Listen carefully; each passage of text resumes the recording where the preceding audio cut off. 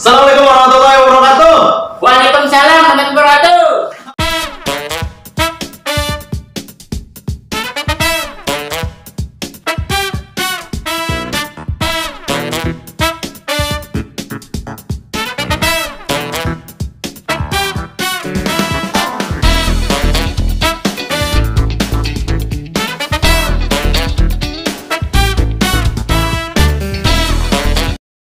Kembali lagi bersama saya Andre mana? Bang Endi. Oke, Bang Endi. Hari ini hari yang sangat spesial karena kita kedatangan orang yang jarang kali ingin bertatap muka dengan kita, Bang Endi ya. Iya. Apalagi dengan Bang Endi.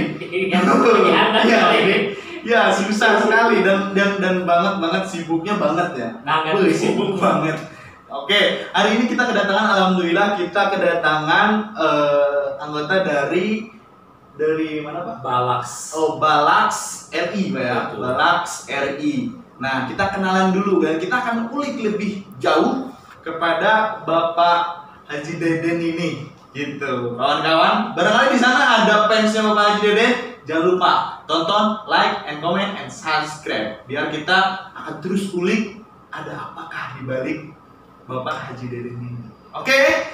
Assalamualaikum Pak. Waalaikumsalam. Waalaikumsalam Bapak. Bung Andre. Siap Pak. Kita akan kenalan dulu Pak. Boleh nggak sedikit aja kita kenalan untuk namanya ataupun umur ataupun status ataupun gimana? Barangkali di luar sana pada heran ini udah punya istri belum nih gitu kan? Oke Pak, kenalan dulu Pak kita. Siap. Selamat siang para pemirsa Nusantara. Ya, mungkin ada yang sudah kenal dan ada juga yang samar-samar. Ya. Sama. Yang belum kenal gimana Pak? Saya perkenalkan aja. Nah, perkenalkan. Saya Deden Muhammad Fatih, lahir di Kabupaten Lebak, kemudian besarnya di Tangerang Selatan, dan hari ini diberikan tugas di Jakarta. Iya. Jadi dari daerah untuk Indonesia. Wih, mantap. Kenalan dulu. Dan Bapak untuk Nusantara. Kita sangat merinding sekali ngobrol dengan orang spesial kawan-kawan. Hari ini kita akan ulik lagi bagaimana sih cara Bapak Haji Deden ini untuk mencapai kesuksesan ya Pak ya. Pertama itu dulu. Karena kan berawal dari kalau waktu kecil itu kalau kayak Bang Endi kan Kecil dulu, kecil berpatas. oh iya kecil gitu. Kita akan cari historinya dulu terkait Bapak Deden ini. Lahir itu di Lebak Pak ya? Betul. Asli Betul, Bung Andre, betul. Asli Lebak. Asli Lebak, saya lahir 23 Oktober 1985. Tahu gitu ya. Betul. Oke, kalau histori sekolahnya itu lulusan apa? Ya, alhamdulillah saya dibesarkan oleh kedua orang tua yang memiliki kesederhanaan sikap, tapi besar akan karya nyata. Iya. Dan saya terinspirasi gitu, sehingga orang tua saya punya prinsip bahwa keadaan apapun sekolah mah tetap harus tinggi. Makanya saya alhamdulillah dari mulai kobong sampai akhir saya di pendidikan di S2 mengambil ilmu administrasi publik. Andre. Dan kira-kira begitu kalau untuk riwayat singkat ya. Iya. Emang beda Pak? Beda. Emang beda. Kalau kita ngobrol dengan Bang Endi doang beda. Nah, sekarang kita ngobrol dengan orang yang paling hebat dan keren menurut saya dan Bang Endi dan kawan-kawan pun pasti mengira dan di luar sana pun pasti tahu siapa ini Bapak Haji Deden. Oke, dan sekarang itu bergerak di bidang apa Pak? Dan kebetulan terhitung mulai dari bulan Januari 2020 saya alhamdulillah diberikan tugas baru sebagai anggota tadi yang Bung Andre sampaikan di awal. Balaks, namanya nama planet ya aslinya. Balaks. Tapi makanya Kayak kita, gini. kita berterima kasih nih dengan adanya forum sederhana tetapi ini bisa diakses ya, diakses di YouTube. Kita berterima kasih. Karena Balaks ini adalah mulai dikenal ini ya saat-saat ini saja. Badan akreditasi LKS itu Lembaga Kesejahteraan Sosial. Tuh kawan-kawan, Andre pun pertama bertanya-tanya karena kan ini baru juga Pak ya. Betul. Iya, ini baru juga. sebetulnya udah 9 tahunan sih. Oh sebenarnya udah 9 tahun. Udah. Admin aja yang belum tahu berarti kawan-kawan. Tapi emang apa ya? Bukan Andre saja dan banyak juga di luar sana belum tahu. Betul. Belum tahu terkait Balax ini apa gitu. Tapi balak bukan kayak logo ya, semacam logo bukan ya? Bukan ya, bukan ini Bukan ya. balak kayak di bahasa Sunda nyampah. Malah ya. Ini adalah badan resmi milik negara ya yang bernaung di bawah Kementerian Sosial Republik Indonesia yang dilindungi kemudian payung hukumnya itu adalah Undang-Undang Nomor 11 Tahun 2009 tentang Kesejahteraan Sosial, kemudian diperkuat oleh Peraturan Menteri Sosial Nomor 17 Tahun 2012 tentang tentang Badan Akreditasi Lembaga Kesejahteraan Sosial. Nah, payung hukum inilah yang kemudian dibentuklah badan kami gitu loh. Sehingga badan kami diberikan anggaran dan diberikan tugas pokok dan fungsinya tertuang di dalam Permensos tadi. Peraturan. Gimana ya? Perlindungan ini. Kalau saya bingung orang tua. Ya, sebenarnya mantap sekali karena mungkin kawan-kawan harus nonton ini karena ini banyak ilmu yang akan kita terima, ya dong Pak. Betul. Nah betul karena Betul, kenapa betul. di luar sana kan kita akan bertanya. Maaf, Anda sendiri pun sampai detik ini di Kabupaten Lebak ya mungkin ada yang kurang update. Panti mana saja yang ada kan? Betul. Banyak yang belum tahu terkait panti. Terus bahasanya dimanapun itu banyak yang belum tahu terkait panti asuhan ini apa. Terus bagaimana sih bergerak panti asuhan ini gitu? Ya, pertama saya akan coba untuk sampaikan dulu tentang Balax itu ya. Oh iya, siap. Balax itu bertugas untuk mengakreditasi, memberikan asesmen terhadap lembaga kesejahteraan sosial. Oh, siap. Kalau di kita terkenalnya mungkin panti ya. Oh iya. Makanya panti itu tersebar di seluruh Indonesia. Tujuan akreditasi adalah memastikan terhadap masyarakat bahwa tidak adanya penyalahgunaan. Karena anak itu dititip di panti, bisa ada panti disabilitas, panti anak, panti lanjut usia dan sebagainya. Nah, kita akan memonitoring melalui asesor. Oh, asesor. Nah, asesor kita menugaskan, lihat tuh pantinya, lihat tuh LKS-nya. Dia harus tracking dulu berarti ya intinya. Betul. Nanti di situ dilakukan penilaian, apakah ini ada unsur-unsur tindak pelanggaran tidak, Ya. atau misalkan ada unsur-unsur lainnya. Itulah kemudian ada hasilnya nanti akreditasi itu nilainya A, B atau C. Kalau A itu amat baik, B itu baik, C itu cukup. Makanya kalau amat baik itu berlakunya nanti ada sertifikat itu. Oh iya. Sertifikat Iya. itu dari menteri.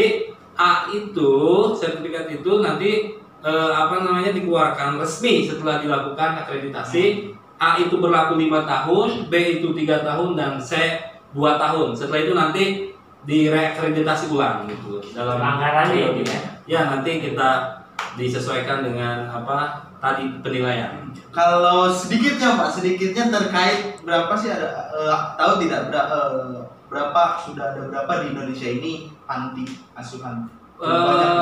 Ya itu tadi kita kalau untuk tahun sekarang Ya. kita ditarget oleh Ibu Kepala Pusat Pengembangan Profesi Bu Tati bahwa kita akan ditarget tahun ini saja 5.000 lembaga yang nanti akan kita akreditasi. Itu tahun kedepannya itu gimana? Kalau kedepannya yang belum nanti terus lagi ditambah. Oh, Ini terus ya. soal data lagi kita olah dulu supaya sinkronisasi data ini ketika kita menyampaikan itu datanya valid dan sesuai. Oh iya. Makanya kita hati-hati untuk data ini karena masih ada yang beberapa versi ya gitu. Dan tapi kan gini Pak, kebanyakan juga sekarang kan ada yang bahasa yang panti asuhan yang pandangan orang kan, dimasukin panti asuhan nakal ataupun kurang perhatian ataupun seperti apa. Itu gimana itu? Apakah sudah menemukan hal seperti itu apa gimana itu? Ya pertama orang yang mau dimasukkan ke dalam lembaga panti ya itu adalah dalam istilah ilmu sosialnya disebut PMKS ya. PMKS itu adalah Jadi orang yang dibutuhkan disfungsi sosialnya berkurang gitu. Maka dengan dia dititipkan di lembaga-lembaga kesejahteraan sosial diharapkan fungsi sosialnya kemudian bisa kembali berfungsi. Dari misalkan yang dia gepeng, gelandangan dan pengamen dan pengemis ya. Terus kemudian ada lagi istilahnya KTK, korban tindak kekerasan, ada KPO, korban penculikan korban penculikan dan sebagainya. Itu kan berarti ada fungsi sosial yang hilang. Iya, benar. Nah, tugas dari lembaga-lembaga tadi, lembaga panti yang Anda sebutkan, itu tugasnya adalah memberikan dia fungsi sosialnya Jadi seperti melindungi. iya, normal kembali seperti kita. Iya. Misalkan kalau disabilitas, ada kemudian anak dalam orang dengan gangguan jiwa, ODGJ kan. Nah, itu kan harus fungsi sosialnya hilang. Maka tujuan tadi panti adalah bagaimana dia gitu loh. Nanti dibantu oleh pemerintah dalam ini Kementerian Sosial. Berarti ada masing-masing ya, masing-masing jurusan Masing-masing bahasanya. klaster gitu Iya, ya. masing-masing klaster. Itu yang nanti kemudian merefresh ya para PMKS tadi supaya fungsi sosialnya kembali normal. Mungkin ada pertanyaan dari kawan-kawan nih seperti ini Pak, terkait bahasanya kalau misalkan ada suatu panti mau didaftarkan untuk akreditasi, kan banyak nih panti-panti yang belum terakreditasi. Betul. Itu kalau kita mau mendaftarkan menjadi terakreditasi itu gimana itu Pak? Pertama ya panti itu Syaratnya mengajukan surat mengajukan surat kepada Balaks ya, Balaks. badan akreditasi tadi. Kemudian nanti kita coba untuk inventarisir surat tersebut oleh Balaks, dan nanti kita cek kemudian data-data panti tersebut apakah sudah memenuhi syarat untuk diakreditasi atau belum. Karena salah satunya syarat dari calon akreditasi ya dia terdaftar, kemudian dia berbadan hukum, kan itu minimal itu dulu lah. Minimal Dia itu. terdaftar berbadan hukum dan dia tidak fiktif gitu. Artinya kegiatannya memang ada, alamatnya jelas. Ngomong gitu. Berarti harus jalan dulu ya Iya. kegiatannya. Jadi panti Jalan harus dulu. berapa Jalan. tahun itu minimal? Ya nggak apa-apa, setahun. Kalau bisa berarti ya. Setahun berarti kan sudah stabil tuh tahun Iya. kedua ketiga. Yang penting alamatnya jelas. Kadang kita turun ke lapangan alamatnya di A, ternyata nggak ada. Itu kan berarti Itu tidak Pak, sesuai. kayak gitu banyak kejadian gitu gimana? Alamat salah alamatnya si A, si B itu gimana? Berarti nggak jadi. Kan di endingnya. Ya, itu Mang Endi kita udah jauh-jauh misalnya ternyata di situ alamat fiktif. Iya gitu. Nanti alamat palsu. Makanya ini tugasnya ya tugas bersama Bersama, sebetulnya. ya. Dari mulai tingkat kabupaten dinas sosialnya, kemudian provinsinya dan pusatnya juga harus sinergis. Harus sinergis ya biar Betul. kita kerjanya bagus. Iya, betul. dong. Nah kawan-kawan, banyak ilmu yang akan kita ulik juga dari Pak Haji Deden ini. Nah sedikit. Sebenarnya Bapak Haji Deden ini kita ngobrolin secara individu ya Pak. Betul. Ada tidak terkait niatan sebenarnya dari dulu gitu ingin masuk ke lembaga itu gitu. Apakah nggak ada ataupun bahasanya ingin seperti niatan atau cita-cita lah gitu. Ya hati-hati ya. Gitu. Jadi gitu ya. Kalau niatan mah ya sebetulnya semua orang punya cita-cita tersendiri. Iya. Ya. Walaupun nanti di tengah jalan, kadang kita sesuai alur cerita cita-cita, kadang juga kita belok dari alur. Kayak saya misalkan cita-citanya ingin misalkan ya ingin menjadi orang yang bermanfaat melalui kebijakan-kebijakan di DPR misalkan. Tetapi misalkan harus belok dulu nih menjadi anggota Balaks, ya mungkin inilah kemudian yang harus kita jalani. Ini yang harus kita nikmati dan kita jalani. Karena memang semuanya tujuannya sama dalam diri saya sebetulnya adalah bagaimana kita bermanfaat. Bermanfaat khairun nas man anfa'uhum linnas. Oh iya. Sebaik-baik kita adalah yang punya dampak manfaat dengan sesama manusia. Wih, Dimanapun seperti ini nih channel YouTube Andre Rohana ini luar biasa. Ini adalah pemberian positif, talk show positif yang orang tinggal klik dibuka, orang bisa menikmati. Wih, mantap. Orang tinggal melihat, mendengar. Iya. Tinggal isi kota yang sederhana juga. Iya benar, cocok. Emang benar ya karena apa ya kita secara tidak langsung banyak juga orang yang belum tahu hal ini. Sekali lagi ada banyak yang belum tahu terkait Balaks ini apa gitu. Balaks ini apa karena kan bukan tidak dipublikasikan karena kita yang belum nyari ya. Betul. Karena kan kebanyakan manusia tidak nyari karena tidak Jadi butuh. kalau tabak itu kan mungkin ketutup ya kayak gitu. Ini nggak bakal kelihatan ya. Yang begitu ya. Ya, betul.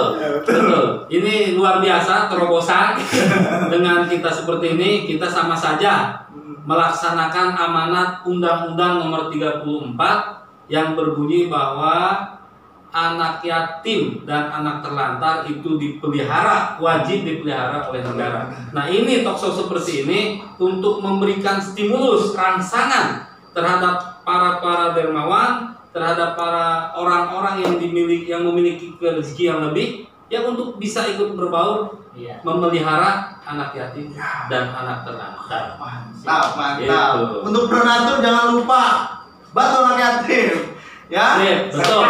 Ya berkah lah. Karena kan pahalanya untuk membantu anak yatim itu sangat ya. Sangat besar ya. Luar biasa gitu tuh. Tapi selain dibalas itu Bapak ada lagi nggak kesibukan apa Yang gitu? lain-lain. Ya paling saya selain di Balax, ya saya juga punya lembaga pendidikan ya. Karena itulah yang nanti tidak akan pernah putus. Kalau punya lembaga pendidikan, sampai anak cucu juga akan selalu dikenang ya. Kalau jabatan-jabatan itu kan bisa ada masa habisnya. Iya. 3 tahun, kayak Balax kan cuma 3 tahun satu periode. Masa pensiunnya ya. Masa pensiunnya PNS sampai 60 tahun. Tapi kalau kita punya lembaga pendidikan, itu insya Allah kalau kita komitmen dan konsisten di jalur itu, ya insya Allah anak cucu kita akan menikmati. Mantap. Barangkali kawan-kawan ingin menjadi anggota Balax RI juga seperti Bapak Deden, apa sih Pak syarat untuk menjadi anggota Balax? Ya syarat utamanya pertama adalah pendidikan S2, atau ya spesialis S1 boleh, tapi spesialis di bidang kesejahteraan sosial. Yang kedua adalah dia memahami tentang apa itu yang berkaitan dengan lembaga kesejahteraan sosial. Dia juga pengalaman di minimal di asesor gitu ya. Kemudian dia juga paham tentang pernah melakukan penelitian atau karya ilmiah berkaitan dengan lembaga kesejahteraan sosial. Baru bisa Itu ya. syarat utamanya. Kemudian baru kita bisa ikut daftar. Itu juga belum tentu lulus. Oh, belum ya. Nanti akan diseleksi oleh panitia seleksi independen yang itu adalah profesor doktor semua. Ini independen. Mulai pengetesan lagi nggak mau itu? Ya nanti kalau 3 tahun habis tes ulang. Tes ulang lagi. Ini belum tentu lulus juga. Karena ini independen, tidak ada campur paut politik. Karena ini adalah lembaga independen. Iya, kita harus independen kalau Balax ya kan? Betul, Pak? harus Karena independen. kan kita memberikan kenyamanan untuk orang lain. Betul. Ya, Pak? Jangan karena di bawah melakukan apapun. Betul. Betul, Bang Ende? Betul. Hari ini emang kita kebanyakan tamu yang sangat spesial, Bang Ende. Iya. Dan jangan kemana-mana kawan. Nanti kita akan bahas lagi di video selanjutnya. Kapan Pak kita bisa ngobrol-ngobrol lagi mungkin karena waktu Bapak ini kan terlalu sibuk gitu. Boleh nanti kita undang ke kantor kami. Oh, siap. Beralamat di Cawang ya, di kantor Kementerian Sosial lantai 7. Kita ada di lantai 7 resmi. Nanti kita undang dari channel YouTube-nya Andre Rohana. Bisa naik atas. Dari sana juga kita viralkan juga ini. Viral karena harus Virus positif. Virus positif. Bukan virus COVID ya. jangan corona jangan. Corona no. No. Positif yes. Yes, positif yes. Iya betul Pak, karena kita akan menginfokan pada kawan-kawan tentang Balax ini sangat bagus. Karena kenapa? Biar semuanya orang tahu. Oke Pak, terima kasih. Terima kasih. Untuk waktunya Pak. Andre, terima Ya, kasih. Terima kasih untuk kehadirannya. Terima kasih Bang Edi. Terima kasih. Sukses juga. Sukses. Terima kasih untuk kawan-kawan. Jangan lupa like, comment, dan subscribe. Dan boleh minta nggak Pak untuk bilang komen dan subscribe. Ya, para pemirsa dimanapun Anda berada, dari pelosok Nusantara sampai ke ibu kota negara, jangan lupa untuk subscribe di channel YouTube-nya Andre Rohana. Andre Rohmana. Dan jangan lupa juga setelah ditonton di komen ya. Itu supaya masukan buat mereka berdua. Siap. Suprek. Oke,